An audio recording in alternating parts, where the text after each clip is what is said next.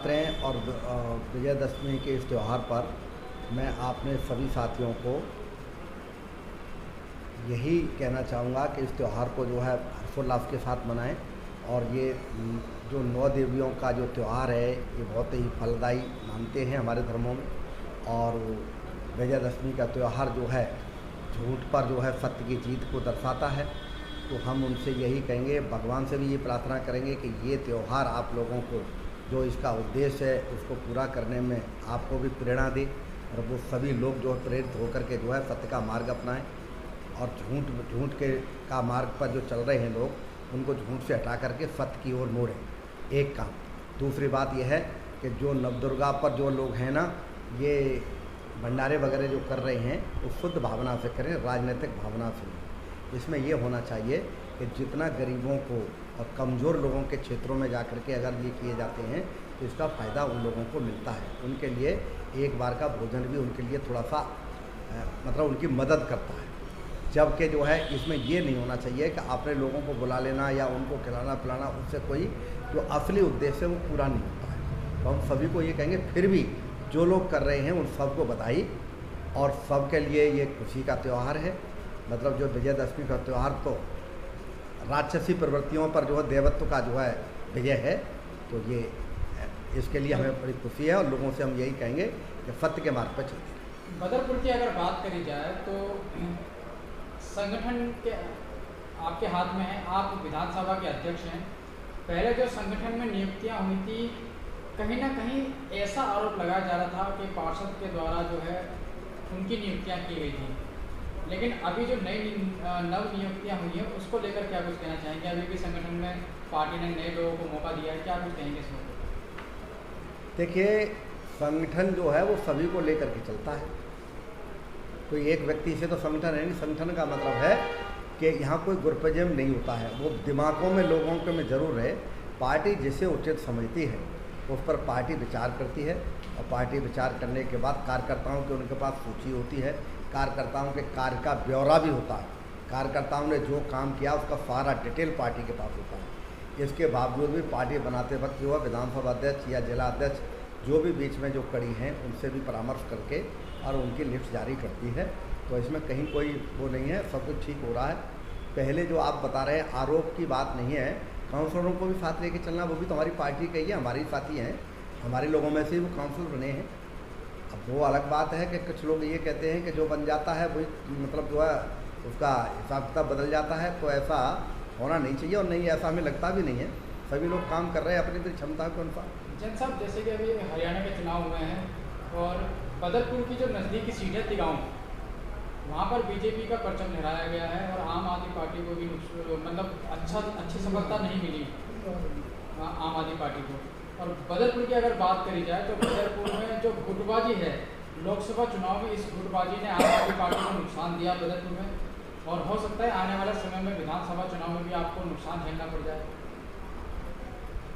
देखिए, गुटबाजी जो है कोई खास नहीं है और जब तक हर पार्टी में ये होती है थोड़ी बहुत, इसलिए क्योंकि जो टिकट मांगते हैं वो अपने अपनी उस टिकट की दौड़ में जब भाग रहे होते हैं तो उनका गुट नज़र आता है, क्योंकि 5-7 लोगों को हर आदमी अपनी गाड़ी में बिठा करके भागता है। तो और जब किसी बड़े नेता के पास जाता है तो वो लेकर के जाता है, अपना प्रभाव दिखाता है, इससे गुट नज़र आता है। और टिकट के भाग दौड़ में तो ऐसा हो सकता है, लग रहा हो, लेकिन चुनाव के में जैसे ही टिकट हो जाएगा सब इकट्ठे हो जाएंगे। पार्लियामेंट में आपने देखा कौन अलग था, किसका गुट था, कहाँ गुट था। लोगों को हमने तो बल्कि यहाँ तक किया कि जो समझ रहा हो कि मैं ही सर्वोपर नेता हूँ, मैंने उन्हीं को मान लिया। मैंने कहा कोई बात नहीं, संगठन का काम सबसे बड़ा बात यह है कि पार्टी को कैसे भी जीत हासिल हो, अधिकतम वोट हासिल हो, ये उद्देश्य होता है। और सब खुश रहें, कार्यकर्ता से लेकर के जनता के लिए काम हो। अब बात दूसरी है कि दिल्ली में लोकसभा में पार्टी को हमारी को जीत नहीं मिली, जो कि हमारी उम्मीद थी कि शायद कुछ सीटें हमको मिल जाएंगी। लेकिन यहाँ की जनता ने ये फैसला लिया, अरविंद केजरीवाल तो प्रधानमंत्री नहीं बन रहे उनकी नज़र में, ये सच भी निकला। तो ऐसी स्थिति में उन्होंने हमें वोट नहीं दिया। लेकिन विधानसभा में बिल्कुल उल्टा होगा। उन्हें पता है केजरीवाल को मुख्यमंत्री बनना भी है और हमें बनाना भी है। बनने का मतलब यही है कि जनता बनाती है, जनता के लिए इतने काम किए, जनता का इतना हित चाहा है। अरविंद केजरीवाल जैसा लोग गरीबों का मसीहा बताते हैं। अरविंद केजरीवाल से बड़ा मसीहा कौन है, जिसने जो 75 साल बाद देश की राजनीति में बदलाव काम के बल पर किया। पहला व्यक्ति ऐसा है, पहली पार्टी ऐसी है जो काम के बल पर वोट मांगते हैं। अब जो है हम ईमानदारी के बल पर वोट मांग रहे हैं। ठीक है, किसने हमारे पर क्या आरोप लगाए, किसने हमको बर्बाद करने की कोशिश करी, किसने हमें नीचा दिखाने की कोशिश करी, किन लोगों ने आम आदमी को ख़त्म करने की कोशिश की, इसको भूल करके हम जनता के पास जा कर के अपने काम कर रहे हैं। विपरीत परिस्थितियों में काम करने वाली पार्टी है। एक पार्टी ऐसी है जो केंद्र में सत्ता में है, आम आदमी पार्टी को दिल्ली में काम ही नहीं करने देना चाहती, लेकिन इसके बावजूद भी जितनी शक्ति हम लगा रहे हैं, जितना हमसे हो पा रहा है हम कर रहे हैं, और उसमें भी हम बेस्ट कर रहे हैं। जिन परिस्थितियों में हम काम कर रहे हैं कोई और पार्टी काम नहीं कर सकती, लेकिन हम बेस्ट कर रहे हैं और इसलिए हमको वोट मिलेगा।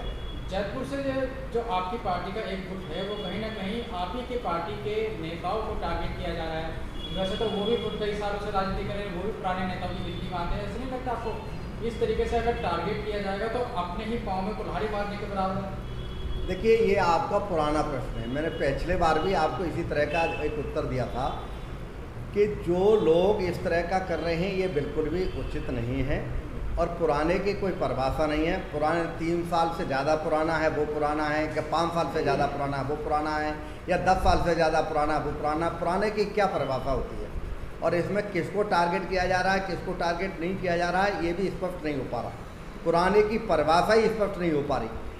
फिर भी जो इशारों में जो मैं समझ रहा हूँ वो मैं ये समझ रहा हूँ कि कुछ लोगों पर ज़रूर अटैक इनडायरेक्टली कर रहे हैं। मैंने उन्हें पहले भी समझाया है और फिर एक बार आपके माध्यम से भी समझाते हैं, उनसे प्रार्थना भी करते हैं, अगर वे किसी को टारगेट कर रहे हों अपने दिल में तो ऐसा करना छोड़ दें। ये कोई स्वस्थ परंपरा नहीं है। मैं राजनीति में स्वच्छता के लिए आया हूँ, ईमानदारी की राजनीति करता हूँ, अच्छे की राजनीति करता हूँ, टिकड़मबाजी की राजनीति नहीं करता हूँ। मुझे ये चीज़ें पसंद नहीं है, चाहे वो किसी के लिए की जा रही है। जैन साहब, आज के डेट में आप बदरपुर की राजनीति को क्या मानते हैं? ईमानदारी की राजनीति रह गई अब? देखिए, ईमानदारी की राजनीति नहीं रह गई हो ये आपका आउटलुक है, लेकिन मैं एक बात बताता हूँ, मैं जब पूरे जीवन भर ईमानदारी से राजनीति करूँगा, मुझे बदले में कुछ मिलेगा नहीं मिलेगा ये कोई चिंता की बात नहीं है। मुझे नहीं मिलेगा, मत मिलो कुछ भी। बदरपुर में इन दिनों जो राजनीति हो रही है वो एक प्रवासी फैक्टर बड़ी तेजी से फैलता जा रहा है, क्या लग रहा है आपको, कितना कामयाब रहेगा प्रवासी फैक्टर? देखिए, मैं आपको एक बात बता दूँ, मैं केवल प्रवासियों को लेकर के साथ चलने वाला व्यक्ति नहीं हूँ। मैं सबके भले की बात सोचता हूँ।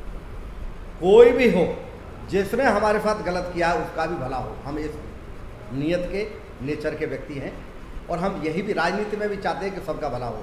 लेकिन ये भी बात सच है कि प्रवासियों को न तो राजनीति में उठने दिया, नहीं उन्हें किसी और तरह से उठने दिया। यहाँ तक है प्रवासियों को दबा के रखा गया। ये सच है, ये कड़वा सच पूछेंगे तो यही निकलेगा। लेकिन इसका अर्थ ये नहीं है कि केवल प्रवासियों के हित की बात की जाए। मैं बिल्कुल इसके खिलाफ हूँ, सबके हित की बात की जाए, बैलेंस की बात की जाए। क्यों नहीं जो है सबके हित की बात की जाए। हमारी नज़र में सभी बराबर हैं। हाँ, जो अन्याय हुआ है उसकी भरपाई जरूर की जानी चाहिए। भरपाई का मतलब है प्रवासियों को का राजनीति में उभरना और उनको आगे आने का लिए मौके मिलने चाहिए। किसी को बुरा नहीं लगना चाहिए। प्रवासियों का अधिकार बनता है, हक बनता है, इसमें बुराई की क्या बात है।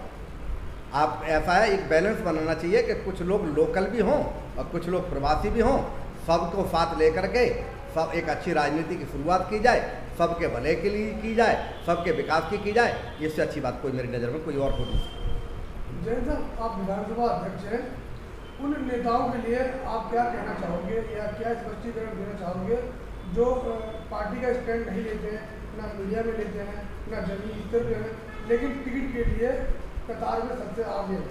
तो मैं पूछना चाहता हूँ, टिकट का आधार क्या होगा?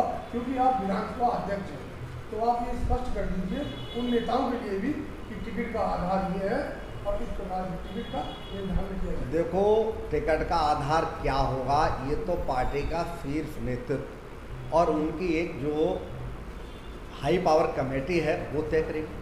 पार्टी की उच्च अधिकार कमेटी या हमारे पीएसी या जो है राष्ट्रीय कार्यकारिणी जो है, ये उसके मुद्दे हैं, ये हमारे मुद्दे नहीं है कि क्या आधार होगा।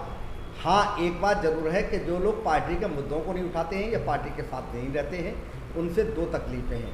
मैं पार्टी लेवल पर भी उनको ये सलाह देता हूँ कि वो पार्टी के मुद्दों को उठाएं, पार्टी को आगे बढ़ाने की कोशिश करें। पार्टी है तो हमें, पार्टी से ही हम हैं, हमसे पार्टी नहीं है। पार्टी में और कार्यकर्ता आ जाएंगे हमारी जगह पर, लेकिन अगर हमने कुछ नहीं किया तो इसका मतलब है हम पार्टी के साथ नहीं हैं। तो जो लोग पार्टी को से ज़्यादा अपने को महत्व देते हैं वो कभी भी ज़्यादा लंबे दौर तक चल नहीं सकते हैं। ऐसी पार्टी जिसमें नेता अपने को ज़्यादा महत्व दें वो ज़्यादा लंबे तक टिकती नहीं है। मैं उनको ये लग रहा है अगर वो पार्टी से प्यार करते हैं और वास्तव में आम आदमी का जो सक्रिय कार्यकर्ता के साथ साथ जो है कोई लॉयल वर्कर मानते हैं तो पार्टी के लिए देखें, पार्टी के हित में बात करें। भारतीय जनता पार्टी या केंद्र सरकार की गलत नीतियों का विरोध करें, आम आदमी पार्टी की अच्छी नीतियों का प्रचार करें, हर कार्यकर्ता तक पहुँचें। अत उत्साह में ये ना सोच करके बैठे रहें कि हमारी पार्टी तो दिल्ली में जीत ही जाएगी। ये बात सच है कि हम जीतेंगे, लेकिन अत उत्साह में काम न करना, चुपचाप बैठे रहना, पार्टी की नीतियों को आगे न बढ़ाना, ये जो है अच्छी बात नहीं है। इससे कभी कभी नुकसान हो जाया करता है। इस बात को ध्यान में रखते हुए वो इस काम पर काम करे। टिकट मांगना सबका अधिकार है, कोई भी कार्यकर्ता टिकट मांग सकता है। पार्टी जिसको टिकट देगी उसके लिए सबको एकजुट होकर के काम करना, उसको जिताना, ये धर्म होना चाहिए पार्टी के प्रति। और मैं इसी चीज़ की जो है सबको सलाह दूंगा। मैं खुद भी इस रास्ते पर चलता हूँ और औरों को भी इसी रास्ते पर चलने के लिए कोशिश करता हूँ। उन नेताओं के लिए आप क्या कहना चाहोगे जो प्रवासी वोट बैंक के नाम पर अपने आप को चमका रहे हैं कि हमें टिकट मिल जाएगी क्योंकि हम प्रवासी नेता हैं? देखिए, जो प्रवासी की बात अकेले कर रहे हैं तो वो बहुत अच्छी बात तो नहीं है। ये है, प्रवासियों की भी बात करिए, सबकी बात क्यों नहीं करिए, सबके विकास की बात करिए, सर्व समाज के को साथ लेके चलिए, सभी को साथ लेकर के चलिए। ये तो मैं उनकी बातों से दूर नहीं हूँ, मैं उनकी बातों को ये मानता हूँ कि प्रवासियों को पीछे रखा गया, उनको केवल एक वोट बैंक की तरफ से इस्तेमाल किया गया, उनके वोट का दोहन किया गया, उनका शोषण हुआ, राजनीतिक शोषण हुआ। लेकिन इसका मतलब ये नहीं है कि हम बदले की भावना से काम करें। हमें बदले की भावना से काम नहीं करना चाहिए और हमें अगर सब समाज का अगर प्यार चाहिए तो सभी समाज के लोगों को साथ लेके चलना चाहिए, इसमें कोई गुरेज नहीं करनी चाहिए। सर, आपका बहुत बहुत धन्यवाद, आपने अपना कीमती समय दिया। आप लोग भी यहाँ आकर आए, पधारे, हम आपका बहुत बहुत धन्यवाद करते हैं और आज यहाँ पधारने पर आपका स्वागत भी करते हैं। और आप लोग आते रहें और हमसे प्रश्न पूछते रहें, ऐसी हम आपसे उम्मीद भी करते हैं।